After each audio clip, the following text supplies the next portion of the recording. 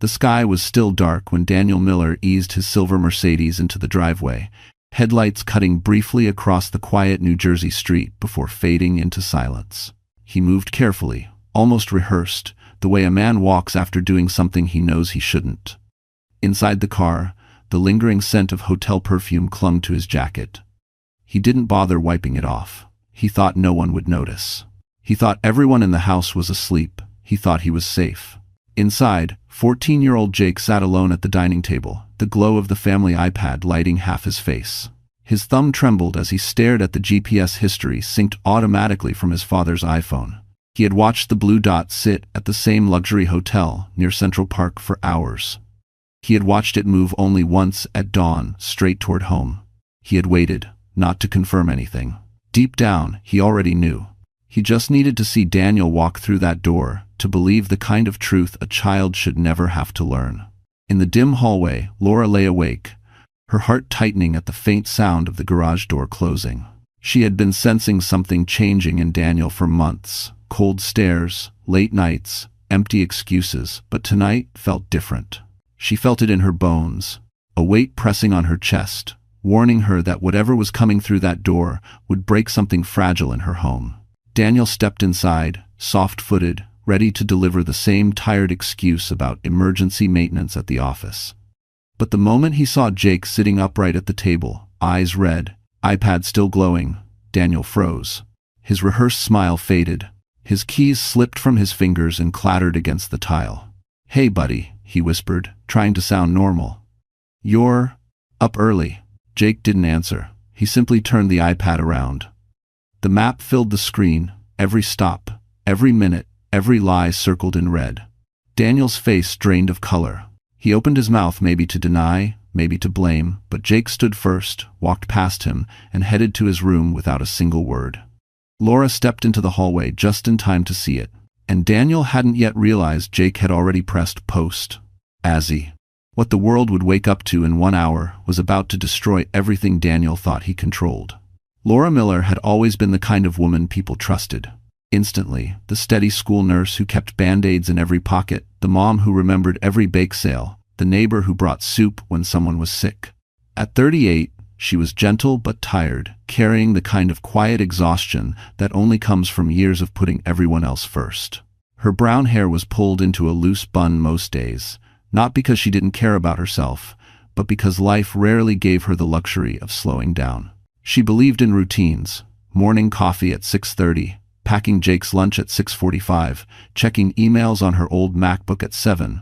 She believed in kindness, in hard work, in doing what was right even when it hurt. But more than anything, she believed in her family: Daniel, the man she married at 24, and Jake, the boy who still hugged her every morning even if he rolled his eyes afterward.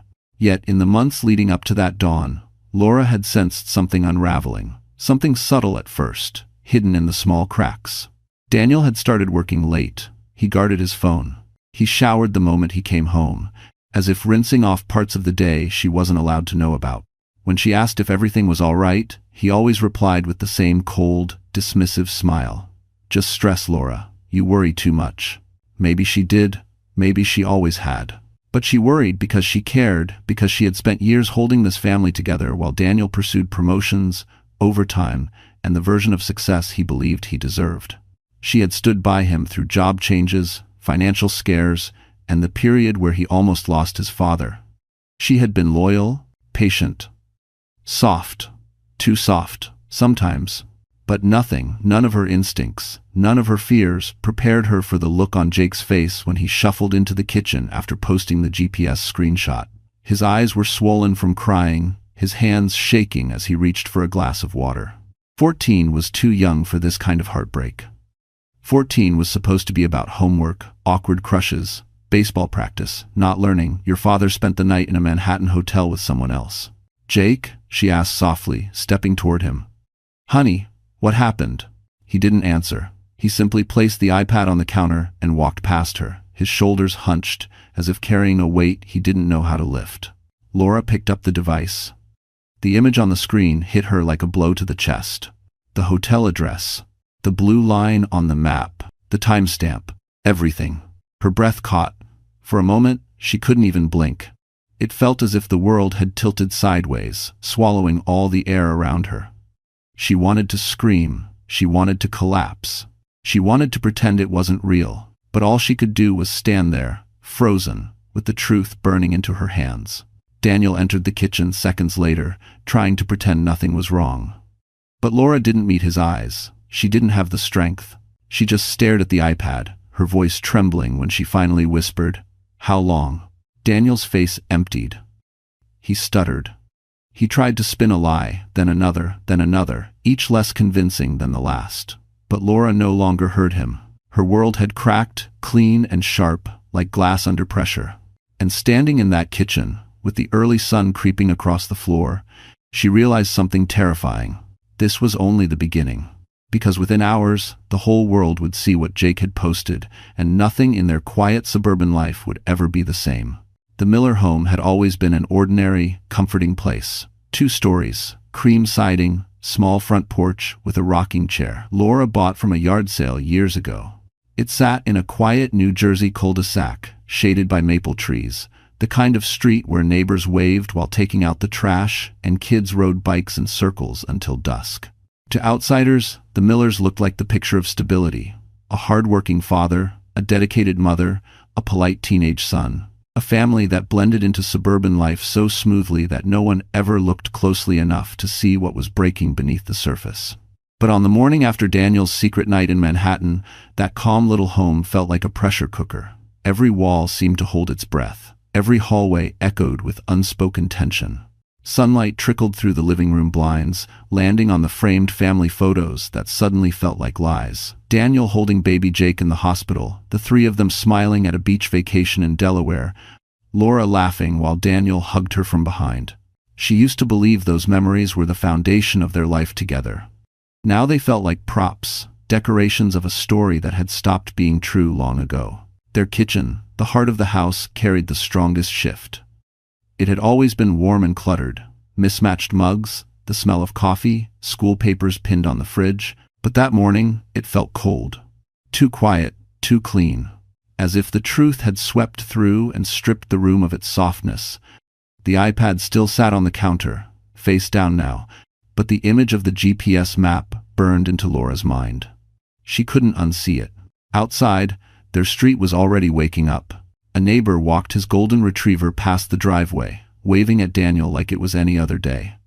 A delivery truck rumbled by, dropping an Amazon package at the house across the road. Kids waited for the school bus at the corner. Everything looked normal, painfully normal, while Laura's world hung by a thread. Meanwhile, across the river in Manhattan, Chloe was starting her morning in a very different setting. Her small Brooklyn apartment overlooked a busy street where taxis honked, delivery bikes weaved between cars, and life moved at a pace that ignored personal disasters. She sipped her iced coffee, scrolling through the growing number of notifications on her phone. Someone had already screenshotted Jake's viral post and sent it to a coworker. The rumor mill inside Daniel's office, tower tall, reflective, corporate, had already begun to spin. The contrast between Laura's quiet cul-de-sac and the Manhattan skyline made everything feel sharper.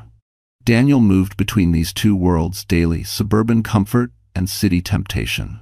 And Laura had never realized how far he had drifted into the second one. Back at the Miller home, Jake sat in his room, staring out his window at the same street he had grown up on. Baseball posters lined his walls, a half-finished Lego set sat on the floor, and his backpack lay unzipped at the foot of his bed. It was a child's room, meant for innocence. But Jake didn't feel like a child anymore. Not after last night. Not after seeing what the GPS revealed. Not after hearing his father's shaky voice try to lie again. The setting of their life, this quiet neighborhood, this comfortable house, had once been a shield. But today, it became the stage for the unraveling of a marriage, the breaking of a father's image, and the awakening of a son who learned the truth too early. And though Laura didn't know it yet, this peaceful cul-de-sac would soon become the center of a storm that would pull in coworkers, neighbors, lawyers, and even the school itself. Because secrets like Daniel's don't stay hidden, not in a town where everyone thinks they know everyone. Daniel Miller had once been the kind of man people described as reliable. A steady presence, a dedicated employee, a father who never missed a school game, at least in the early years. But time had reshaped him. Success had sharpened him in the worst ways. The long train rides into Manhattan, the pressure of corporate expectations, the thrill of being noticed by younger coworkers. Slowly, Daniel drifted into a version of himself that Laura barely recognized. And the man who returned home at dawn was no longer the husband she once loved. Daniel wasn't just unfaithful. He was proud, arrogant, defensive. Whenever something went wrong, he had a way of twisting it, bending it, shaping it into Laura's fault, Jake's fault, anyone's fault but his own. He believed he deserved more than the life he had. He believed he was underrated, underappreciated, and somehow trapped by the very family that had stood by him through every struggle. In his mind, the affair wasn't betrayal. It was escape, relief, a reward for surviving years of responsibilities he claimed weighed too heavily on him. But his worst flaw wasn't the cheating. It was his ability to manipulate. He could lie with a calm face, with steady eyes, with a voice that sounded almost convincing. He had spent years masking his selfishness behind a facade of politeness. And because Laura trusted him, because Jake adored him, his cracks stayed hidden far too long. Chloe, the mistress, wasn't just a young woman caught in the wrong place. She was part of Daniel's downfall, yes, but Daniel had invited every piece of it. He liked the attention she gave him, the way she laughed too loudly at his jokes, the way she made him feel powerful. Chloe didn't break him. She simply amplified who he secretly was. A man desperate for validation, no matter the cost. And when the scandal hit, when Jake's posts spread through school, community chat groups, and eventually Daniel's own company, Daniel panicked, but not for the reasons he should have. He didn't think about Jake's tears. He didn't think about Laura's shock. His first instinct was to protect himself. His reputation, his job, his standing in the corporate tower he worshipped more than his home. He stormed into Jake's room, demanding explanations, raising his voice, threatening punishment. He tried to intimidate his own son, the boy he had wounded most.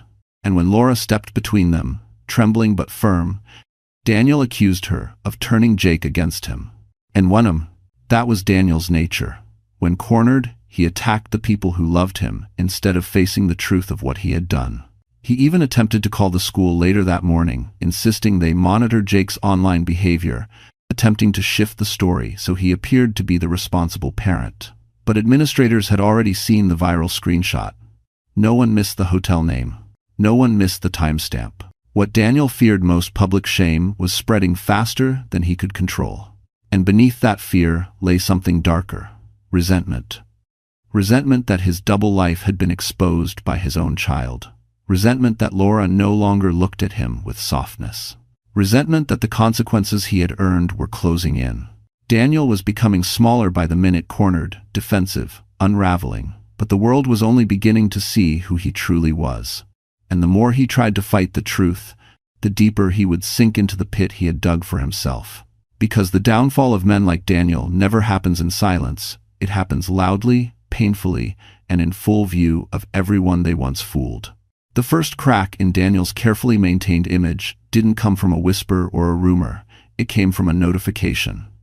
At exactly 8:12 a.m., while he sat stiffly at the kitchen table, pretending nothing had happened, Jake's post, the GPS history with the hotel circled in bright red, began to explode across the internet. It started with a handful of classmates sharing it, then their parents, then neighbors. Within minutes, Laura's phone lit up with messages she didn't want to open. The caption hit harder than the map itself. "My hero." 2 words soaked in disappointment. 2 words that stripped Daniel of every fatherly title he had ever claimed. Laura's breath caught as the notifications chimed relentlessly. Group chats pinged, PTA moms texted. Even her coworker from the school nurse's office wrote, "Laura, are you okay?" She wasn't. Not even close. Meanwhile, Jake walked into school feeling like every pair of eyes in the hallway was piercing through him. Some kids smirked, others whispered, a few patted him on the shoulder in sympathy. But the cruelty came fast: screenshots, edited memes, jokes about his hotel dad. 14-year-olds could be ruthless, and it didn't take long for someone to say exactly what Jake feared most. "So your dad cheated, and you exposed him?" Dude, that's messed up. He wanted to scream that he didn't mean for any of it to happen. He wanted to tell them he stayed up half the night crying. He wanted anyone to understand he didn't feel like a hero at all. He felt broken. By mid-morning, the Post reached Daniel's corporate office in Manhattan. His coworkers gathered near the glass conference room, whispering as he walked past. Someone had the screenshot pulled up on their MacBook, trying to zoom in on the timestamp. The hotel name, a well-known luxury spot near Central Park, glowed across the screen like a confession. When Daniel entered his boss's office, Richard Hale was already holding a printed copy. He placed it on the desk with slow, deliberate disappointment. "Daniel," Richard said quietly, "this is circulating widely. Clients have seen it." Daniel's throat tightened, his hands trembled.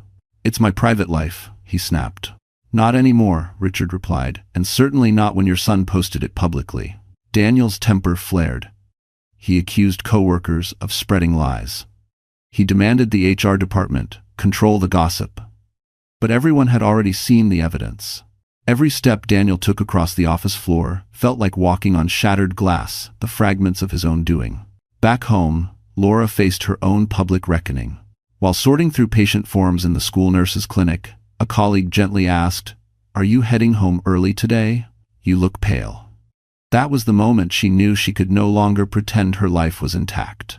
During lunch, she stepped into the small staff bathroom, closed the door, and finally let the tears fall. She slid down the wall, holding her phone as more notifications appeared. Jake's teacher checking in, neighbors expressing shock, a distant cousin sending a long, dramatic voicemail. Laura felt exposed, raw, humiliated. It wasn't just a marital betrayal anymore, it was a public spectacle. But the cruelest moment came at 3:10 p.m. when Jake exited school and saw Daniel waiting for him in the parking lot, jaw clenched, hands shoved into his pockets, anger radiating from him like heat. "Get in the car," Daniel ordered through his teeth. Jake didn't move. Students watched, teachers watched. Laura, who had just arrived after clocking out early, watched. This wasn't a private fallout anymore. It was a public implosion, and every second of it was being witnessed by people who once thought the Millers were the perfect family. But the most devastating blow, the one that would shatter their remaining facade, hadn't happened yet. And when it did, there would be no pretending, no excuses, no way back. Jake didn't remember walking to the car. He didn't remember the way Daniel yanked the passenger door open, or the sharp click of the lock sliding down. All he remembered was the pressure in his chest, as if someone had wrapped a fist around his ribs and squeezed. The moment Daniel pulled out of the school parking lot, the shouting began. "What the hell were you thinking?" Daniel's voice cracked like a whip. "Posting that? Embarrassing this family? Embarrassing me?" Jake stared out the window, blinking rapidly. He wasn't going to cry, not in front of Daniel, not after everything. "I didn't embarrass anyone," he whispered. "You did." Daniel slammed his hand against the steering wheel, making Jake flinch. Cars honked behind them, but Daniel didn't care. His pride was bleeding, and Jake had struck the deepest wound. "You're a child," he growled.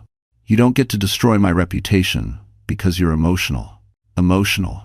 The same word Daniel always used on Laura, the same word he used whenever he refused to face the truth. When they arrived home, Daniel stormed inside first, pacing across the living room. Laura had followed them from the school, arriving a minute later. The moment she stepped through the door, Jake ran straight to her, burying his face in her chest like he used to when he was little. The tears he had been holding back finally broke loose. Laura held him, stroking his hair gently. "It's okay, baby. It's okay. I've got you." But nothing was okay. Daniel exploded again. "Get him off you, like he's 5 years old. Jake, you're acting ridiculous." "Enough, Daniel," Laura said softly but firmly. "He's a child. He's hurt." Daniel scoffed, rolling his eyes. "Maybe if you raised him to be tougher." Something in Laura snapped. Not loudly, not dramatically, just quietly, like a string pulled too tight that finally gave way. "Don't you dare blame him," she whispered. Jake pulled away from her, wiping his face with his sleeve.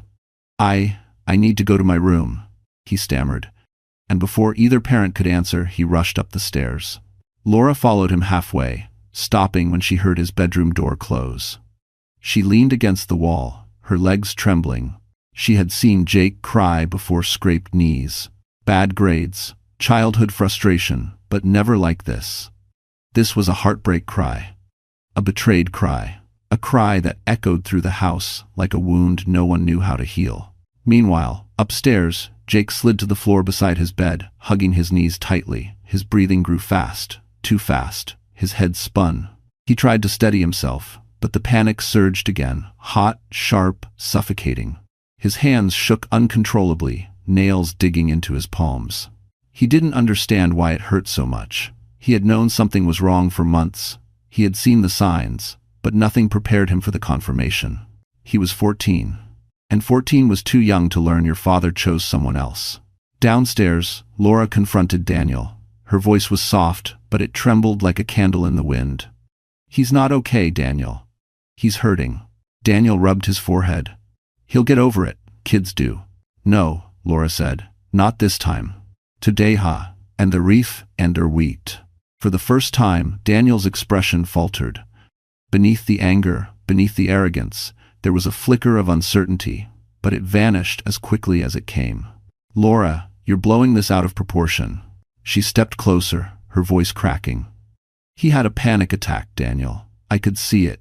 He's falling apart. And you're acting like he's just an inconvenience." Silence followed, heavy, sharp. But before Laura could say more, a loud crash echoed from upstairs, Jake knocking over something in his room. Laura ran. She found him hunched beside his dresser, breathing in ragged gasps, tear-stained and shaking uncontrollably. "Mom," he choked out. I can't. I don't know how to." She held him tightly, whispering, "I'm here. I'm right here." And as Daniel stood at the doorway, watching the two people he had hurt the most, something terrifying settled over the house. This wasn't just a mistake anymore. It was the beginning of a breakdown no one could hide. The house felt impossibly quiet the morning after Jake's collapse, as if every wall were listening. Laura barely slept. She sat at the edge of her bed, staring at the soft glow of the lamp, wondering how everything had fallen apart so fast. Daniel had left early, too early, claiming he needed space. She didn't argue. She didn't have the strength. Around mid-morning, Laura heard a knock at the door. Sharp. Intentional. She opened it to find her sister, Megan, standing on the porch in a tailored coat, holding a leather folder. Laura blinked in confusion. "Megan? I didn't call you." "No," her sister replied calmly, "but I saw the post. And I came as soon as I could. I sav and after 7, to Olver." Megan stepped inside, closing the door with a click that felt like the start of something irreversible. Unlike Laura, Megan was steel-controlled, analytical, the kind of woman who never missed a detail. She placed the folder on the kitchen table and looked at her sister with quiet, unspoken worry. "Where's Jake?" "Sleeping," Laura whispered. "He had a panic attack." Megan sighed softly. "I'm sorry, Lau, truly, but there's something you need to know. Something I've been looking into for months." Laura froze. "What do you mean months?" Megan hesitated, just a beat. "I didn't want to worry you until I had proof. But Daniel hasn't just been distant, he's been reckless." Laura felt her stomach drop. "Reckless how?" Megan opened the folder. Inside were printed credit card statements, screenshots, emails, and something that made Laura's blood run cold. A hotel invoice from the very place Daniel stayed that night. Hours, room charges, bar tabs, everything laid out in numbers and dates. "Megan," Laura whispered, "how did you get these?" "Because the first time you told me he came home late, smelling like cologne that wasn't his, I called in a favor, a discreet one. I hoped I was wrong." Laura pressed a hand to her mouth, tears spilling again. "Why didn't you tell me?" "Because I needed more than suspicion. I needed proof. And now I have it." Megan slid another paper forward. "This is worse. Tentris. 100 of divorce. 100. It was a reimbursement request Daniel had submitted at work, labeling a hotel dinner with Chloe as a client meeting. The total was staggering. He had charged the company for his affair. Laura inhaled sharply. "He used company money?" "Yes," Megan said. "And that's not all." She pulled up a digital file on her tablet, messages between Daniel and Chloe that someone from the office had forwarded anonymously after recognizing the hotel from Jake's viral post. Messages where Daniel bragged about playing the victim so Chloe would comfort him. Messages where he mocked Laura for never noticing anything. Messages where he wrote, "Once my promotion hits, I'll have the leverage to walk away from her. Jake too, if I have to." Laura's knees nearly buckled. Megan caught her. "It gets even worse," she said softly. "Chloe isn't with him because she loves him, Laura. She's trying to climb the corporate ladder. And Daniel, he's been promising her that promotion will come." Laura felt something ignite inside her, not grief this time, but anger. A deep, molten anger she had never let herself feel. "But Lau," Megan continued, "there's one more thing." She opened a voice memo. A recording. Jake's voice. Daniel's voice. An argument from a week prior, captured unintentionally while Jake's phone was in his pocket. Daniel's voice was clear, sharp, cruel. "I didn't ask to be a father this young. I stayed because it looked good. Don't expect me to apologize for wanting more." Laura's breath shattered. "He told him he regretted being his father," she whispered. Megan nodded. "This recording, Laura, this could change everything. Legally, financially, custody, protection for Jake." Laura stared at the folder, the evidence, the betrayal, the truth finally exposed. The woman who sat there now was no longer the soft, forgiving Laura Miller. Something inside her had shifted, and Megan saw it. "Whatever you choose," Megan said gently, "you don't have to fight alone anymore." Because the twist Laura never expected was this. The truth had been gathering in the shadows long before the sunrise. Daniel came home, and now it was on her side. Laura stared at the folder long after Megan left, the afternoon sun sliding slowly across the kitchen floor as if time itself was hesitating. Every page inside that folder, every receipt, message, reimbursement form, felt like a blade. She wasn't just betrayed. She was used, mocked, strategized against. Her marriage had quietly turned into a battlefield she didn't even know she was standing on. But grief can only sit still for so long. Eventually, it shifts, it hardens, it focuses. By evening, something inside Laura had changed. It wasn't loud, it wasn't dramatic, it was steady, like the click of a lock sliding shut. She would not fall apart anymore. Not for a man who had already replaced her in his mind. Not for someone who thought his family was a burden. Not for someone who didn't care if their son shattered under the weight of betrayal. She stepped into her bedroom, opened the closet, and pulled out clothes she hadn't worn in years. Dark jeans, a clean-fitted blouse, shoes that made her stand taller. She straightened her hair, applied light makeup, and stared at herself in the mirror. For the first time in months, she saw the woman she used to be, the one with dreams, opinions, boundaries. The one Daniel had slowly chipped away at. Downstairs, she heard Jake stirring from his nap. She went to him gently, her voice warm but firm. "Jake, sweetheart, we're going out." He blinked sleepily. "Where?" "For help," she answered. "For both of us." She took him to a quiet counseling center recommended by one of her co-workers. The waiting room smelled faintly of lavender. Soft music played. Jake clung to her hand at first, but slowly, as the counselor spoke to him with patient kindness, Laura saw her son's shoulders loosen for the first time since the post went viral.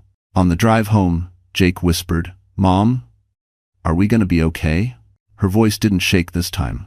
"Yes, baby, we are." But the transformation didn't stop there. That night, Laura opened her old laptop and began to plan. Megan had told her the first step: documentation, evidence, preparation. She organized everything: screenshots, bank statements, the audio recording, and details from months of odd behavior Daniel thought she never noticed. She saved everything in a folder, clearly labeled, "For Jake." Not divorce, not evidence, not revenge. For Jake, because her transformation wasn't about punishing Daniel. It was about rebuilding safety for her son, for herself, for the home Daniel had nearly destroyed. The next morning, she woke early, brewed fresh coffee, and called the attorney Megan had recommended. Her voice was steady as she explained her situation, steady as she answered each legal question, steady as she confirmed she wanted to move forward. When she hung up, she felt something she hadn't felt in a long time: control. Later that afternoon, Laura drove to Jake's school to meet with the principal and counselor. She spoke clearly, calmly, outlining what had happened and what Jake had endured. The staff, already aware of the viral post, listened with compassion. By the end of the meeting, they arranged a support plan for Jake and flagged every teacher to keep an eye on him. Then came the moment Laura didn't expect. As she and Jake walked back to the car, Coach Harris, the baseball coach, approached them. He had always been gentle, always respectful. He cleared his throat softly. "Mrs. Miller," he said, "if Jake ever needs extra time at practice or someone to talk to, I'm here." Laura tried to smile, but her voice wavered. "Thank you, Coach. That means more than you know." He nodded, eyes warm, sincere, not prying, not judging, just kind. That kindness lingered with her all evening. By the time Daniel returned home, a storm brewing in his footsteps, he found a woman he didn't recognize. Not the fragile, apologetic Laura he'd spent years taking for granted. This Laura stood tall. This Laura spoke clearly. This Laura wasn't afraid.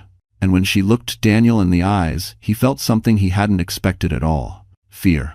Because Laura's transformation wasn't loud, but it was powerful. And he had no idea just how much stronger she was about to become. Daniel came home late, later than usual, as if delaying the confrontation would somehow make it disappear. But the house he walked into wasn't the same one he had left that morning. Laura wasn't sitting quietly at the kitchen table, waiting to be fed excuses. She stood near the counter, arms crossed, posture steady, as though she had rehearsed strength for months. Jake was upstairs, his bedroom light glowing softly behind the cracked door. "Laura, we need to talk," Daniel muttered, setting his briefcase down a little too loudly. "We will," she answered, "but not on your terms." Daniel frowned, confused by her tone. "What's that supposed to mean?" "It means I'm done being afraid of the truth." Before he could respond, the doorbell rang. Daniel froze. The timing was too sharp to be coincidence. Laura walked calmly to the door and opened it. A process server stood outside, holding a sealed envelope and a clipboard. "Daniel Miller?" the man asked. Daniel's face drained. What is this?" Laura didn't flinch. "It's acknowledgement of service. You need to sign." "If it my dress." "What did you do?" Daniel hissed, lowering his voice as if the neighbors might be listening. "I did what any mother would do," she said. "I protected our son." The server handed Daniel the envelope. Inside were separation papers, temporary custody filings, and financial requests backed by evidence Megan had helped compile. Daniel flipped through the documents in disbelief, each page slicing through his ego like a blade. "You're overreacting," he snapped. "Laura, think about Jake. This will embarrass him even more." Laura held his gaze. "The only person embarrassing him is you." Daniel's eyes darkened. "You think you can turn this on me? Everyone's already laughing at what Jake posted." Laura's expression didn't waver. "And they're about to see more." Before Daniel could ask, her phone chimed. She walked to the living room, where her laptop sat open, the blue glow of a scheduled live stream countdown ticking across the screen. Daniel's breath hitched. "What is that?" he demanded. "Transparency," she said simply. "You humiliated this family publicly. I'm correcting the story publicly." The stream went live on a private community group. Parents, teachers, neighbors, even coworkers who had already seen the viral GPS post. Laura didn't cry. She didn't shout. She spoke clearly, calmly, explaining Daniel's affair, the company expense, misuse, and most importantly, the emotional damage Jake suffered. She didn't mention Chloe by name, but she didn't need to. Anyone familiar with Daniel's office knew exactly who she was talking about. Daniel lunged toward her, whisper yelling, "Turn it off! You're ruining my career." She stepped away. "You ruined your own career." Then came the final blow. Jake stepped into frame. His voice trembled at first, but then steadied. "I didn't post the GPS to hurt anyone. I didn't know what else to do. I was tired of pretending." If his action. The comments section exploded with support. "You're so brave, Jake." "Daniel, seriously?" "Laura, stay strong. We're here for both of you." One message stuck out. "HR needs to see this." Daniel's jaw clenched. He looked like a man watching the ground crumble beneath him. When the stream ended, Laura closed the laptop quietly. Daniel stood speechless, his bravado gone. "You think this makes you look strong?" he spat. "You just destroyed me." Laura shook her head. "No, Daniel. You destroyed yourself. I simply stopped covering for you." At that moment, headlights appeared outside. Coach Harris's truck rolled slowly to a stop. He had come to check on Jake after hearing whispers around the school. Daniel watched as Jake stepped onto the porch and the coach placed a comforting hand on his shoulder. Something in Daniel's eyes flickered, a mix of jealousy, fear, and the painful realization that he was no longer the protector of this household. Laura didn't look back at him, because her revenge wasn't loud. It was precise, public, and devastating in all the ways Daniel never saw coming. The days following the live stream moved like slow, deep waves. Each morning, Laura woke unsure how the world would react next, whether neighbors would whisper, whether school parents would stare, whether Daniel would explode again. But something unexpected happened instead. People reached out with kindness. Teachers emailed support for Jake. Parents sent meals. Neighbors left handwritten letters on the porch, quietly offering solidarity without prying. For the first time in months, Laura didn't feel alone. Jake, though still shaken, began to steady.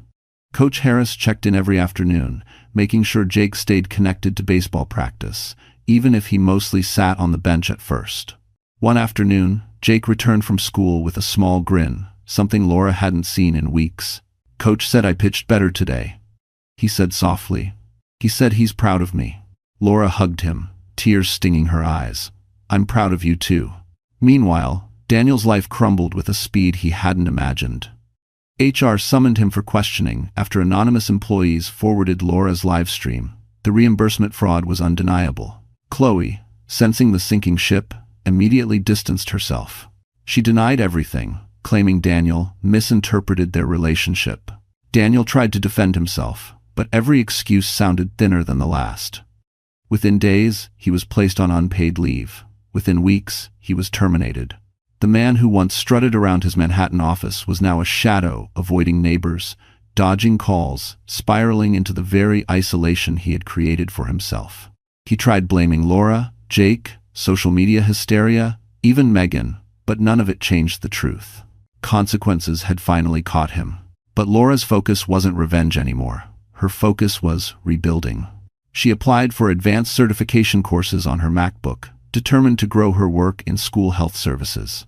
She painted the guest room a soft sage green, turning it into her small sanctuary, a place where she could read, breathe, and imagine life without fear. She started journaling before bed, writing letters to herself the way she wished someone had written to her years earlier. Letters reminding her she mattered. One evening, weeks later, she attended Jake's baseball game. The sky glowed a warm orange, the air filled with shouts and laughter. Parents lined the bleachers. Laura sat alone at first, nervous about the stares she imagined would come. But they didn't. Instead, two moms sat beside her, asking if she needed company. A dad handed her a coffee. Someone else placed a blanket across her knees when the wind picked up. And then, as the game began, Coach Harris approached. He stood beside her, hands tucked into his jacket pockets, eyes soft. "Mind if I sit here?" he asked. "Of course not," she whispered. They watched the game in comfortable silence. When Jake struck out a player with a clean, perfect pitch, Laura clapped, cheering louder than anyone. Coach Harris smiled at the pride in her voice. "He's getting stronger," he said. "So am I," she replied quietly. He looked at her not with pity, not with curiosity, but with genuine respect. A warmth spread across Laura's chest, something she hadn't felt in years. Safety, admiration. A beginning, not a replacement. When the game ended, Jake ran over, breathless and smiling. He threw his arms around her. "Did you see that pitch?" "I saw everything," Laura said, laughing softly. Coach Harris placed a hand on Jake's shoulder. "You keep this up, kid. You're starting next season." Jake beamed. As they walked to the car, Jake looked up at her. "Mom?" "Yes, honey? We're gonna be okay. Right?" Laura didn't hesitate. "We already are." She glanced back once more. Daniel stood far across the field, alone, watching them. No one approached him. No one waved. His consequences had arrived in full. Laura took a deep breath of the evening air. She didn't hate him anymore. She didn't fear him. She didn't need closure from him. She had rebuilt herself. She had protected her son. She had found community, strength, and the possibility of new love. And as the last light of day faded, Laura realized something powerful. Sometimes, losing the wrong person is the beginning of getting everything you deserve. The weeks following Jake's baseball victory felt strangely quiet, like the air after a storm that had ripped a whole town apart. The miller's house was no longer a battleground, but the silence carried its own kind of heaviness, one that comes after truth has blown every door off its hinges. Laura found herself moving through the days with a soft steadiness, rebuilding routines brick by brick. Yet, even as she settled into the new rhythm, the aftershocks of Daniel's downfall continued to shake their lives in unexpected ways. One Friday morning, as Laura was packing Jake's lunch, she received an email from the school district requesting a meeting. Her heart tightened, fearing Jake might be facing another wave of bullying. But when she arrived, she found the principal, 2 counselors, and the athletic director waiting with gentle smiles. "Mrs. Miller," the principal began, "we've been incredibly impressed with how you handled everything. And more importantly, how Jake has handled it." He slid a form across the table. "We'd like to nominate him for the district's Resilience Award." Laura's eyes widened. "Jake, are you sure?" "Absolutely," the counselor said. "His willingness to speak openly about emotional struggle has encouraged other students to seek help. That kind of courage matters more than perfect grades." Laura left the school blinking back tears, hugging the folder to her chest. For the first time in a long while, the future didn't feel like a dark tunnel. It felt like a sunrise. But every sunrise casts shadows, too. That afternoon, Daniel showed up unannounced. His once confident posture had collapsed into something smaller, hunched, almost desperate. He stood in the doorway, unshaven, wearing a wrinkled jacket that still smelled faintly of the cologne he used to impress Chloe. "Laura, can we talk?" he murmured. She didn't invite him in. She stepped outside instead, closing the door halfway behind her. The porch felt colder with him standing there. "I lost my job," he said abruptly. "And Chloe, she's not answering my calls. Everyone thinks I'm some kind of monster." Laura crossed her arms. "Daniel, you built that image yourself." He inhaled sharply. "I know. I need help." "Help with what?" He hesitated. "Money, a chance to see Jake, anything." The old Laura, the one who worried about everyone else before herself, would have folded. She would have offered comfort, sympathy, maybe even a plan. But the woman standing on that porch now had boundaries, strong ones. "I'll discuss visitation with my lawyer," she said calmly. "But emotionally, Daniel, you have to rebuild yourself. I can't do it for you anymore." He swallowed, eyes shining with humiliation. "Does he hate me?" "No," Laura said softly, "but he doesn't trust you." Daniel's face crumbled. For a moment, he looked like the man she married, lost, scared, human. But the damage was already carved too deep. Trust isn't rebuilt by tears on a doorstep. Later that evening, Jake watched from the living room window, shoulders tense. "Is he coming back?" he asked quietly. "Not to live here," Laura answered gently. "But he'll have a chance to be part of your life. When you're ready, not before." Jake nodded, relief mixing with uncertainty. Just then, a car pulled into the driveway, Coach Harris. He stepped out, offering Jake a fist bump, and Laura a small, warm smile. "Thought I'd drop off the team schedule," he said, handing her a folded paper. "And maybe you both could join us for pizza after practice tomorrow?" Jake lit up immediately. Laura felt her heart flutter, a small, unexpected flicker of warmth that didn't feel guilty or complicated, just possible. "We'd like that," she said. As Coach Harris walked back to his truck, Jake leaned close and whispered, "Mom, I think he likes you." Laura laughed softly. "Maybe. But let's take life one step at a time, okay?" Jake nodded, looping his arm around hers. And as the porch light glowed against the quiet night, Laura realized this truth. Her story wasn't about surviving Daniel anymore. It was about discovering herself and building a future that finally felt safe. The next week arrived with a strange tension in the air, an almost tangible pull between the life Laura was trying to build and the chaos Daniel kept dragging behind him. She hoped things would settle, that the distance between them would create some peace. But consequences never travel alone. They always bring echoes. On Monday morning, Laura received a call from Jake's school counselor, Mrs. Miller. "Jake had a rough start today. He seemed distracted and agitated. We just wanted you to be aware." Laura's heart tightened. When she picked him up later, Jake walked slowly toward the car, shoulders slumped beneath his backpack. "Hard day?" she asked softly. He shrugged. "Some kids said, 'My dad's a loser,' and one kid said, 'I'm just like him.'" Laura reached over and squeezed his hand. You are nothing like him, Jake. Nothing. But that night, she heard him crying into his pillow quietly, trying to hide it. She sat beside him, stroking his back until he fell asleep. Her son was hurting, deeper than before, and no legal document could fix that. Meanwhile, Daniel continued slipping. He texted Laura at odd hours, long paragraphs, apologies mixed with blame, desperation mixed with denial. One message read, "If you had just supported me more, none of this would have happened." Another said, "Tell Jake I'm still his father. He can't just erase me." Laura didn't reply. Every message was a reminder that Daniel wasn't mourning his marriage, he was mourning his lost control. By midweek, Daniel escalated. He showed up unannounced again, pounding on the door until Laura reluctantly stepped outside. "You're turning him against me," he snapped. "No," she said calmly. "Your actions are." Daniel's voice grew louder. "I need to see him." "When it's arranged properly," she replied, "not like this." Then came the blow she didn't expect. Daniel stepped closer, voice trembling with anger. "You think you're better than me now? You think that coach makes you strong? You should be thanking me. I stayed as long as I did." The words stung, not because she believed them, but because she remembered the years she once did. "Please leave," Laura said, finally raising her voice. "This is not good for Jake." Daniel looked at her with something sharp and unsettling, a mix of resentment and desperation. "If you take him from me," he whispered, "I'll make sure everyone knows you're unstable." She didn't answer. She simply closed the door. For hours afterward, she shook. That night, after Jake fell asleep, Laura sat alone at the kitchen table, her trembling hands wrapped around a warm mug.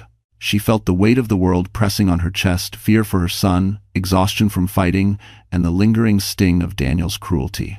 She felt like she was drowning in two lives at once, the one she left behind and the one she was painfully trying to rebuild. It was close to midnight when her phone buzzed. A message from Coach Harris. "Heard Daniel caused a scene today. If you and Jake need anything, ride, company, help, I'm here." Laura stared at the message, tears gathering. Not from sadness this time, but from the unexpected relief of having someone in her corner. The next day at practice, Coach Harris pulled Jake aside, speaking gently. Later, Jake told her, "Coach said some storms make people stronger." He said, "I'm one of the strongest kids he knows." That night, Jake smiled a little as he did homework. Laura sat across from him, watching the quiet glow return to his eyes. For a moment, the house felt warm again. But Laura knew one truth with painful clarity. Daniel wasn't done causing damage. And the next shock, the one already forming in the shadows, would hit harder than anything before. The breaking point came on a Thursday night, quiet, ordinary, the kind of night no one expects danger to slip in. Laura had just finished washing dishes when she realized she hadn't heard Jake's voice for over an hour. The house felt too still, too empty. She checked his room. The bed was neatly made. His backpack was gone. His sneakers were missing. Her heartbeat stuttered. "Jake?" she called out, louder this time. Silence answered. Panic rose in her throat like a wave. She checked the backyard, the garage, even the bathroom. Nothing. Then she saw the space where the keys to the old Toyota used to hang. They were gone. "Oh God," she whispered, gripping the doorframe. Her hands shook violently as she grabbed her phone and dialed his number. It rang once, twice, and then went straight to voicemail. "Jake, honey, please call me. Just tell me where you are," she pleaded, voice cracking. She called again. Voicemail. Fear sliced through her like ice. She dialed Megan next. Her sister answered on the first ring. "Laura? What's wrong?" "It's Jake," Laura choked. "He's gone. The car is gone." "I'm coming," Megan said immediately. "Stay outside so I can find you."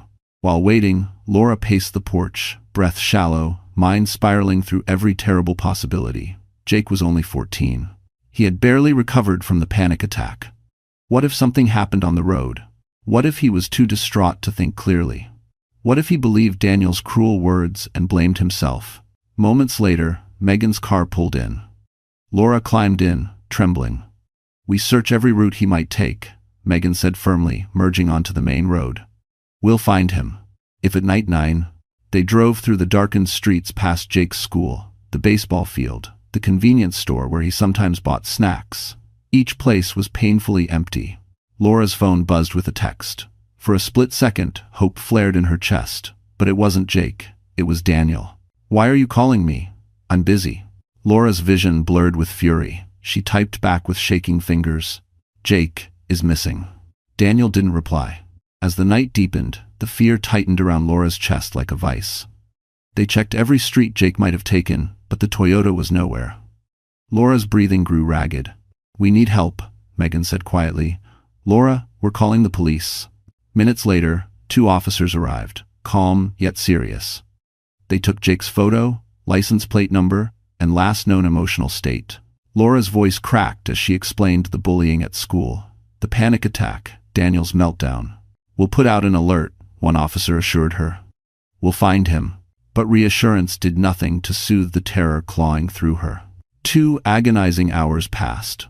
Then the call came. A patrol car had spotted the Toyota parked near the Hudson River, overlook a quiet place where drivers often sat to think. Laura's heart collapsed. She imagined the worst. She imagined every fear a mother could hold. They raced to the location. As they pulled up, a police cruiser idled behind the Toyota. Laura jumped out before the car even stopped. "Jake!" she screamed. An officer guided her forward. "He's okay." Shaken, but okay. Laura rounded the Toyota and saw him sitting on the curb, arms wrapped around his knees, eyes swollen from crying. He looked so small in the dim glow of the streetlights. "Mom," he whispered, voice cracking. "I'm sorry. I couldn't breathe at home. I felt like everything was my fault. If you Mevin." Laura fell to her knees and pulled him into her arms, sobbing into his hair. "No, baby, none of this is your fault, not one piece of it." Jake clung to her, shaking. "I didn't want to disappear. I just wanted the noise to stop." Megan stood behind them, tears silently sliding down her face. Laura held Jake tighter, whispering over and over, "You're safe, you're safe, I've got you. If you too." And as she cradled her trembling son on that cold river road, she felt a fierce, unbroken truth rise inside her. Daniel's chaos would no longer define their lives because nothing mattered more than protecting the boy in her arms. And she would fight the whole world if she had to. The morning after the Hudson River incident felt different, not lighter, not easier, but clearer. Laura woke before sunrise, her heartbeat still unsteady from the night's fear, and checked on Jake. He was curled under his blankets, breathing softly, his cheeks still stained from dried tears. She brushed his hair gently and kissed his forehead. For the first time in weeks, he didn't flinch at her touch. Downstairs, Megan sat at the kitchen table with a cup of coffee, her eyes tired but alert. "You should sleep," Laura whispered.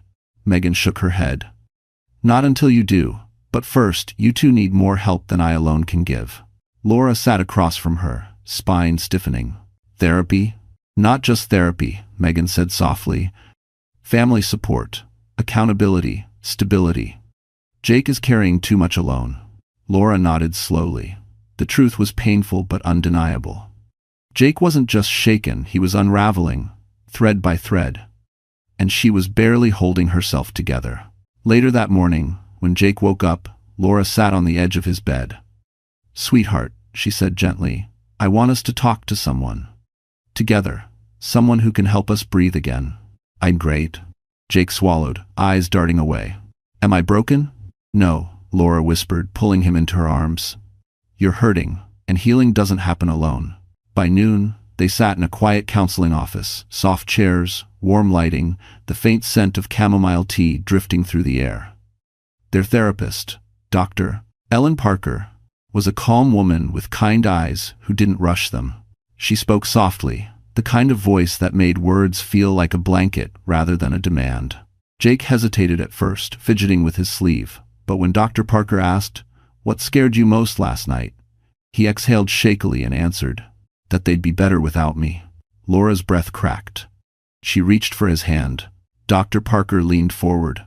"Jake, feelings don't tell the whole story. They whisper fears, not truths. And your truth is this: you matter enormously. To your mom, your teammates, your community." Jake nodded, though tears slid down his face. Then came the question Laura wasn't expecting. "Jake, do you feel safe around your father?" Jake froze. Laura froze. After a long moment, he whispered, "Not really. Not anymore." Laura's heart broke all over again. But this time, the breaking didn't crush her. It fortified her. Dr. Parker turned to Laura. You need clear boundaries with Daniel. His presence is destabilizing for both of you. Laura inhaled. I know, and I'm ready. And do ever. The session laid the foundation of something Laura hadn't felt in years: direction. A roadmap out of chaos. A plan toward healing rather than survival. When they left the office, the air felt lighter. Jake walked a little straighter. Laura's shoulders loosened. And for the first time since the GPS post, they weren't moving through pain, they were moving forward. That evening, Jake surprised her. He sat beside her on the couch and rested his head on her shoulder. Thanks for not giving up on me, he murmured. I never will, she whispered. Just then, her phone buzzed. A message from Daniel. I'm coming by, we need to talk. Laura's heart didn't race this time.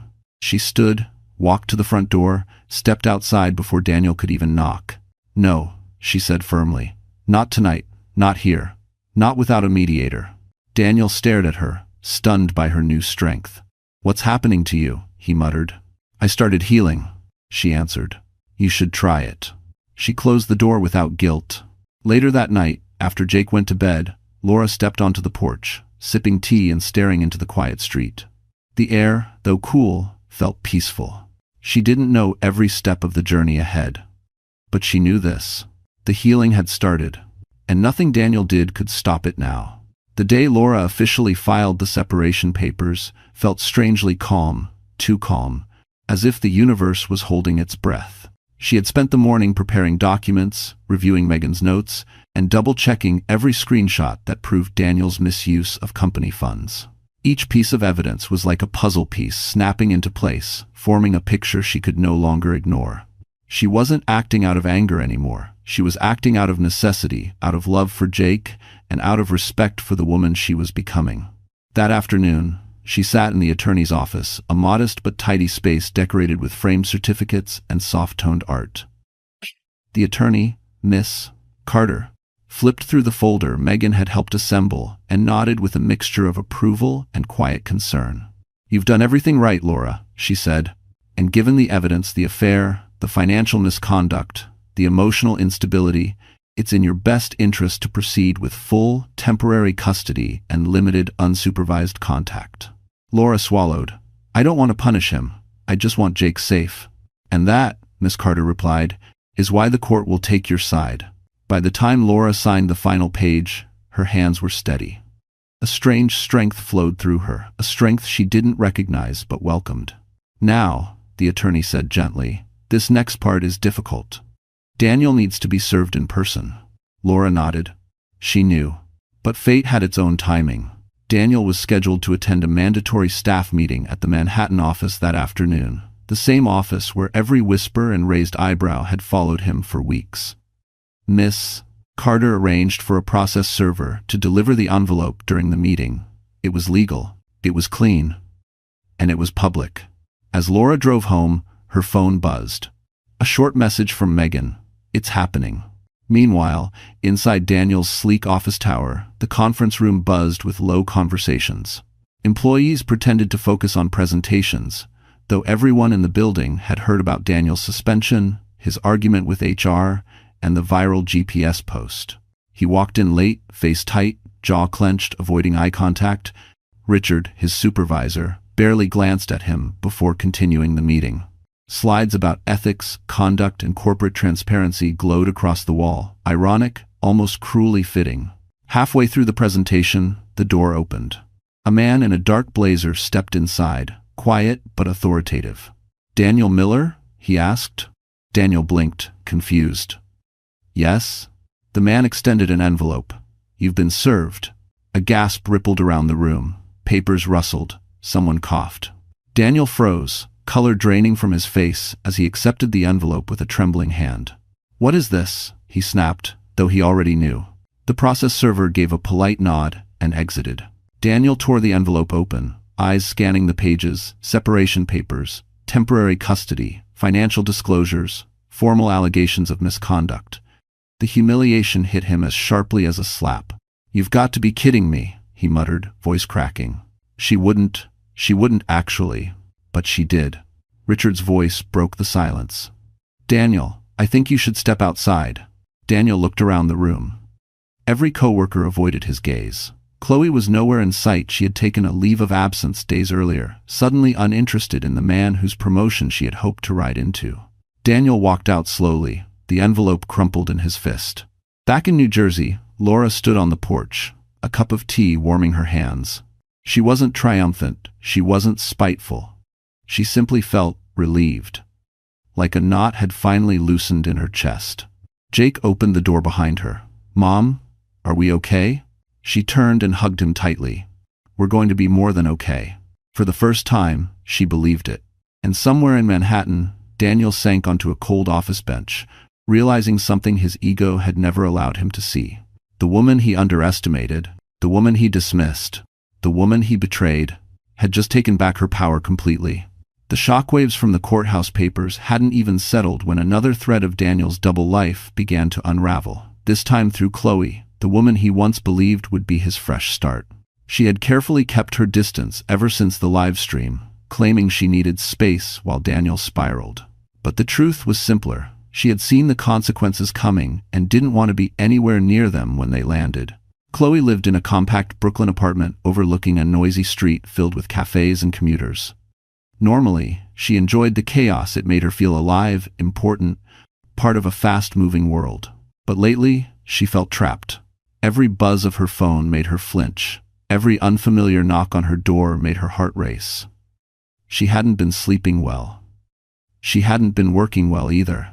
That morning, she opened her inbox to find an email with a subject line that made her stomach drop. Subpoena, notice, required documentation. Her hands shook as she clicked it open. Laura's attorney had formally requested her messages, call logs, and financial exchanges with Daniel. The company had also been notified. HR had CC'd her. Suddenly, Chloe felt the room tilt. No, she whispered. No, no, no. But there was no escape now. Daniel's lies, his promises, his manipulation, his bragging were all preserved in text. And Chloe knew exactly how damning those messages would look in court. She didn't want to protect him. Not anymore. Not after he started blaming her for his suspension. Not after he yelled at her over the phone, accusing her of taking Megan's side. Not after he claimed she had trapped him in the affair. She remembered the moment clearly. She had been at her kitchen counter, holding her phone while Daniel ranted, and for the first time she realized she didn't feel sympathy, she felt disgust. The man she once thought charming now sounded like a sinking ship, pulling everything down with him. That afternoon, she received a text from Megan Miller herself. We can set up a meeting. You may want legal guidance. End quote. Chloe read the message 3 times, her pulse pounding. Meeting with the sister of the woman whose life she helped destroy? The idea made her nauseous. But something stronger pushed through her guilt, self-preservation. 2 hours later, she sat at a quiet corner table inside a Starbucks near Grand Central. Megan entered with a calm confidence that instantly filled the room. She didn't glare, didn't sneer. She simply sat down and placed a folder on the table. Chloe, Megan said, voice cool but controlled. Thank you for agreeing to meet. Chloe swallowed hard. I didn't have much choice. You do, Megan replied. You always have choices.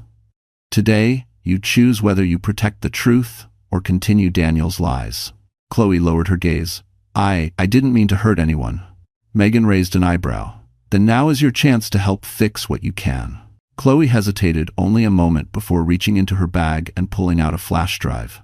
These are the messages. All of them. Even the ones that make me look bad. Megan nodded, accepting it without judgment. This will help Jake more than anything. Something inside Chloe cracked. Is he okay? The kid? Megan's voice softened. He will be, but he's been through hell. Chloe looked away, guilt twisting in her chest. Daniel said he'd leave if I didn't stay quiet. He said he'd blame me for everything. Megan leaned forward. He would, but not anymore. He doesn't get to manipulate you or anyone else again. Chloe blinked fast, brushing away a tear she didn't expect. Just do what you need to do. I'm done with him. As Megan stood to leave, she paused. Chloe? I hope you learn from this, but I also hope you find a better life than the one Daniel sold you. Chloe nodded, voice barely a whisper. So do I. That evening, As Megan placed the flash drive on Laura's kitchen table, Laura exhaled slowly. The evidence was complete, and the woman who once threatened her marriage was now helping secure her freedom. Because even Chloe, young, ambitious, misguided, had finally seen what Laura already knew. Daniel's destruction was inevitable, and anyone who stayed close to him would burn. The mediation room was colder than Laura expected, a wide, neutral space with tall windows, a polished conference table, and chairs that looked more expensive than they felt. Laura sat on one side with Megan and Miss Carter, her attorney. Jake wasn't allowed inside, but he waited in a nearby room with a counselor. Laura's heart ached, knowing he was only a few doors away, carrying burdens no 14-year-old should ever know. On the opposite side of the table sat Daniel and his lawyer, a sharp-looking man in a navy suit who adjusted his tie every few minutes as if the fabric were strangling him. Daniel looked smaller than ever, unkempt hair, dark circles, nervous tapping of his foot. He forced a smirk when he saw Laura, as if pretending he still held power. "Let's begin," the mediator said, a neutral woman with glasses perched low on her nose. Miss Carter spoke first. "Mrs. Miller is requesting full physical custody of Jake, supervised visitation for Mr. Miller, temporary spousal support due to his financial misconduct, and restrictions regarding Jake's exposure to conflict." Daniel scoffed loudly. "Supervised visitation? Are you kidding me?" He leaned forward. "Laura, this is childish. You're blowing things way out of proportion." Megan placed a hand gently on Laura's arm to keep her calm. Miss Carter slid a folder across the table. "We have evidence, Mr. Miller." Daniel's lawyer opened the folder and instantly stiffened. Inside were Chloe's messages, screenshots of Daniel mocking his wife, mocking his son. Messages where he bragged about charging hotel dinners to the company. Messages where he threatened to leave his family once he secured a top position. Daniel's face went red, then pale. "These are taken out of context." "No," Megan said coolly, "they're not. And there's more." She clicked a button on her iPad. The audio recording of Daniel and Jake's argument played through the room's speakers. Daniel's voice echoed sharply. "I stayed because it looked good. Don't expect me to apologize for wanting more." Silence followed. Daniel swallowed, looking at the table, shame creeping up his neck. Even his lawyer exhaled heavily. The mediator cleared her throat. "Mr. Miller, this recording is extremely concerning." Daniel's lawyer leaned toward him and whispered harshly, "You didn't tell me they had this." Daniel hissed back, "I didn't know he recorded it." Miss Carter continued, her tone steady. Additionally, the school provided statements detailing the emotional toll on Jake, the bullying following the viral post, his panic attack, his disappearance. His mental health is fragile. Mr. Miller's presence has been a triggering factor. Daniel slammed his fists onto the table. "You're turning my son against me." Laura finally spoke, her voice calm but strong. "No, Daniel. You did that yourself." For a moment, Daniel's eyes softened, not in humility, but in fear. He looked as if he finally realized he was losing something he could never replace. The mediator turned pages, taking notes. "Given the totality of evidence, I recommend full temporary custody to Mrs. Miller. Mr. Miller will have weekly supervised visits until a further psychological evaluation is completed." Daniel shot to his feet. "This is insane." His lawyer tugged him back down. "Sit. If you escalate, you'll lose even more." Megan couldn't hide her smirk. The mediator continued. "Lastly, Jake has expressed a clear preference regarding where he feels safe." As if on cue, the door opened, and Jake stepped in, nervous but determined. His counselor stood beside him. The mediator smiled gently.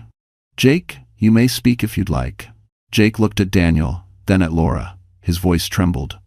I just want to live with my mom. She listens. She doesn't yell. She doesn't scare me." Daniel's face crumpled. "Jake, buddy." Jake stepped back from him instinctively. That one movement said everything. The mediator closed her folder. "The decision is clear." Laura squeezed Jake's hand, tears filling her eyes, but this time, they weren't from fear, they were from relief. Daniel sat slumped, defeated, finally understanding that charm, lies, and manipulation had no place left to hide. The family he thought he controlled was no longer his to break. And for the first time, the power belonged entirely to Laura and Jake. Autumn arrived quietly, brushing New Jersey with crisp wind and streets lined with amber leaves. For Laura and Jake, the season marked the beginning of a new chapter, one shaped not by survival, but by slow, intentional healing. Life didn't magically fix itself overnight. But day by day, the sharp edges softened, replaced by small victories that felt like sunlight after a long storm. Jake began therapy twice a week, and for the first time since the GPS post, his shoulders no longer stayed tense all the time. He didn't flinch at unexpected sounds. He slept through the night. His therapist helped him untangle the knots in his heart, feelings of abandonment, anger, confusion, and guilt he had carried long before the viral explosion exposed the truth. One afternoon, when Laura picked him up, he slid into the passenger seat holding a worksheet filled with scribbled notes. "Mom," he said, voice quiet but proud, "Dr. Parker says, I'm getting better at identifying my emotions." Laura smiled, her chest warming. "I can see that." And she said, "I'm allowed to be mad at Dad without feeling bad about it." She reached over and squeezed his hand. "You're allowed to feel anything you need to feel." Meanwhile, Laura was healing in her own ways. She enrolled in evening classes on her refurbished laptop courses on child development and school mental health. With every lesson, she grew more confident, more certain of the path she wanted. Not just for employment, but for purpose. At home, she repainted the living room with Jake's help. They picked a soft shade of blue, peaceful blue, Jake called it. Each brushstroke felt symbolic, covering the memories of emotional chaos with fresh beginnings. They hung new photos too. Jake pitching at practice, Laura laughing with her sister, snapshots from hikes they'd started taking every Saturday morning to reset their minds. But the biggest shift came unexpectedly through moments that felt small at first. Coach Harris didn't pull away after the mediation showdown. If anything, he became a steady, grounding presence. He made sure Jake always had a ride to practice if Laura was working late. He invited them to post-game dinners with the whole team. He checked on Jake's progress without overstepping. One evening after practice, he pulled Laura aside. "You know," he said softly, "Jake's got a lot of strength. That doesn't happen by accident. That's you." Laura felt her cheeks warm. "I'm just trying my best. You're doing better than that." The compliment lingered with her long after she drove home. Not in a romantic way, at least not yet, but in a healing way, like someone seeing her clearly for the first time in years. Meanwhile, Daniel struggled. Mediation had stripped away the illusions he'd clung to. Supervised visits were awkward and short. Jake barely spoke. Daniel tried apologizing, offering gifts, even making promises he couldn't keep. But Jake remained distant, polite yet guarded. Laura didn't sabotage their relationship, but she didn't force it either. Healing couldn't be manipulated or rushed. Daniel had to earn every inch back himself. By November, he stopped trying to control the narrative. Maybe it was the therapy the court recommended. Maybe it was loneliness. Maybe he finally realized the damage he'd caused. But gradually, he showed up quieter, less angry. One supervised session ended with Daniel whispering to Laura, "I didn't realize how much I hurt him. How much I hurt you." Laura met his eyes calmly. "We're not your responsibility anymore, Daniel, but you can still choose to be a better father." He nodded, wiping his eyes before Jake returned from the restroom. These moments didn't erase the past. They didn't restore trust. But they added balance to a story that had been unbalanced for too long. Healing wasn't about pretending the hurt never happened. It was about building something new from the pieces left behind. By December, Laura walked into the winter air with a sense of quiet strength. Jake jogged ahead, laughing as snowflakes dusted his hair. Coach Harris waved from across the parking lot. Megan called every night to check on them. The world wasn't perfect, but it was steady. And steadiness, Laura realized, was its own kind of miracle. Because healing didn't always roar. Sometimes it whispered. Sometimes it rebuilt. And sometimes it arrived exactly when she thought she no longer deserved it. Winter arrived with sharp winds and gray skies, the kind that made the air feel heavy with something unspoken.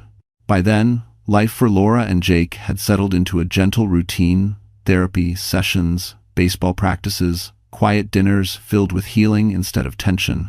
But for Daniel, everything was unraveling faster than he could hide.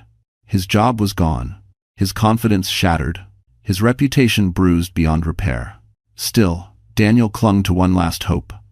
The Community Leadership Award. He'd been nominated for months earlier, back when his image was spotless and everyone believed he was a dedicated family man.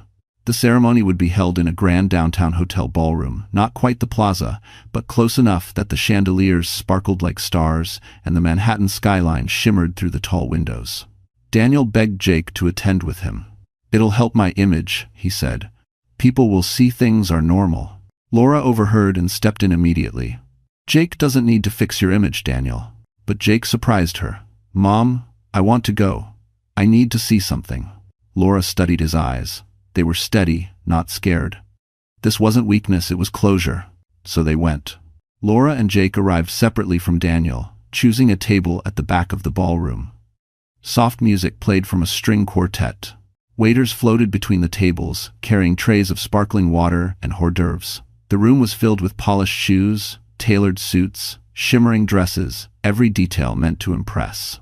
When Daniel entered, he did so with the stiff posture of a man pretending he hadn't lost everything. People whispered, but not in admiration. Heads tilted, eyes narrowed. They had all seen the live stream. They had all heard the recording at mediation. Daniel's fall was not a secret. He approached Laura and Jake with a stiff smile. "Thanks for coming," he muttered. Jake didn't look at him. Laura simply nodded politely. The program began with speeches from community leaders. Then came Daniel's category, Outstanding Community Leadership. The announcer called his name. Daniel walked to the stage, shoulders square, trying desperately to salvage dignity. He stood behind the podium, adjusting the microphone. The lights washed over him, exposing every crack in his facade. "Thank you," he began, voice wavering. "I appreciate this recognition." People shifted uneasily. A few exchanged knowing looks. "I've always believed in integrity," he continued, and the irony of the word echoed like thunder. "In being a good father, a good husband." Jake suddenly pushed his chair back. Laura turned. "Honey, are you okay?" Jake's face was pale but determined. "Mom, I can't sit here while he lies again." "Dad, I hope her, as of her." Before Laura could stop him, Jake stood and walked toward the exit, slow, deliberate, visible to everyone. Once he moved, something unexpected happened. Two of his teammates rose from a nearby table and followed him. Then another, and another. People murmured. Attention shifted from Daniel to the line of kids leaving the ballroom. Daniel faltered at the microphone. Jake, come back." But Jake didn't turn around. Laura stood next, not rushing, not dramatic, simply rising with quiet dignity. The room watched as she followed her son, her steps steady and composed, her presence stronger than any spotlight. The announcer whispered urgently to someone backstage. The quartet stopped playing. A waiter froze mid-motion. Daniel stood frozen at the podium, watching the two people whose love he once took for granted walk out of the room without hesitation and without him. The humiliation washed over him in full force. Outside the ballroom, under the glow of city lights, Jake finally exhaled. "I needed that," he whispered. Laura wrapped her arm around him. "You did the right thing." A familiar truck pulled up to the curb, Coach Harris, who'd been waiting to drive them home. He hopped out, giving Jake a proud nod and offering Laura a warm, steady smile. "Everything okay?" he asked gently. Laura looked back at the glowing windows of the ballroom, where Daniel stood alone in a room full of people. Then she looked at Coach Harris' kind eyes, patient heart, and felt something settle peacefully inside her. "Yes," she said softly, "everything's finally okay." Because tonight wasn't just Daniel's reckoning. It was Laura and Jake reclaiming the dignity he tried so hard to steal. Snow began to fall the week after the awards ceremony, soft flakes drifting through the air like the world was finally ready to lay a blanket over everything that had happened.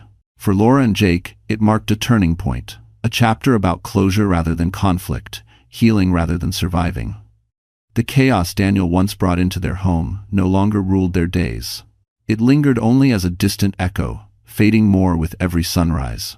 On a quiet Saturday morning, Laura found Jake sitting on the living room floor, surrounded by scattered photographs, old birthdays, beach trips, school plays, memories of a family that looked whole but felt fractured even back then. "You okay?" she asked gently. Jake nodded, picking up a picture of him on Daniel's shoulders at age 5. "I used to think he was perfect," he said softly. "I didn't know parents could mess up this bad." Laura sat beside him. Parents aren't superheroes, sweetheart. They're just people. And sometimes, people choose the wrong path. He looked up at her, eyes clearer than they had been in months. I don't want to hate him anymore. I just don't want him to hurt me again. Tears warmed Laura's eyes, but she held his face between her hands and whispered, "That's strength, Jake. That's what healing looks like." Later that afternoon, they bundled up in coats and walked to the park. Fresh snow covered the ground, muffling the world into a peaceful hush. Jake tossed snowballs into the frozen pond, each splash gentler than the last. He wasn't angry anymore. He wasn't lost. He was mending. When they returned home, Daniel was waiting outside, hands shoved into his pockets, shoulders slumped, breath visible in the cold. He looked smaller than ever, like a man who had finally run out of excuses. "Laura, Jake, can we talk?" he asked quietly. Jake stepped closer to his mom, but he didn't hide. "What is it, Daniel?" Laura asked. He swallowed hard. "I won't stay long. I wanted to say I'm sorry, not the kind of sorry that asks for anything back. Just sorry." Jake looked at him, eyes steady. "Dad, I'm not ready to spend time with you." "Not yet." Daniel nodded, accepting it. "I understand. I'll wait however long it takes." Infection, about the 7. Laura wasn't ready to forgive him, but for the first time, she heard sincerity rather than manipulation. And that, strangely, was enough closure for now. He left quietly, leaving no storm behind. That night, Laura sat on the couch, wrapped in a blanket, watching the snow fall through the window. A soft knock came at the door. When she opened it, Coach Harris stood there, holding a small box. "Just a Christmas gift for Jake," he said, smiling shyly. "Didn't want to bother you, but I was driving by." She invited him in. Jake lit up when he saw him, and tore open the box. Inside was a brand new baseball glove, the kind he'd dreamed of but never asked for. Jake hugged him impulsively. "Thank you, Coach," he whispered. When Jake went upstairs to try it on, the house fell quiet again. Coach Harris turned to Laura, his voice low. "You've done something incredible, you know. You rebuilt everything he tried to break. If you do there..." Laura looked down, her cheeks warming. "I had help." He smiled gently. "If you ever want to talk or go out for coffee sometime, I'd like that. But only if you're ready." Laura felt something bloom in her chest, not excitement, not fear, but a gentle possibility. Something fragile, but real. "I'd like that too," she said. Later that evening, Jake called her into his room. On his phone screen was a new photo, him and Laura at the baseball field, snowflakes in their hair. He'd posted it with a simple caption, "We're okay." Laura hugged him, tears slipping down her cheeks, not from pain, but from pure, overwhelming gratitude. As she turned off the lights and made her way to bed, she realized the truth she thought she'd never feel again. Her life was hers now. Her peace was hers. Her future was bright, and she had earned every bit of it. And just like that, our story comes to a close. But if you are still here, right now, listening to these last words, then something in this journey touched your heart in a quiet, personal way. And I want to take a moment to sit with that, just you and me. Life doesn't always fall apart loudly. Sometimes it breaks in small, hidden places. But as Marcus Aurelius once said, the impediment to action advances action. What stands in the way becomes the way. Laura and Jake's story reminds us that pain can push us towards strength, and heartbreak can lead us back to ourselves. Healing isn't a miracle. It's a choice we make every day. One honest conversation, one boundary, one brave step at a time. Maybe you've been where Laura stood. Maybe you felt what Jake felt.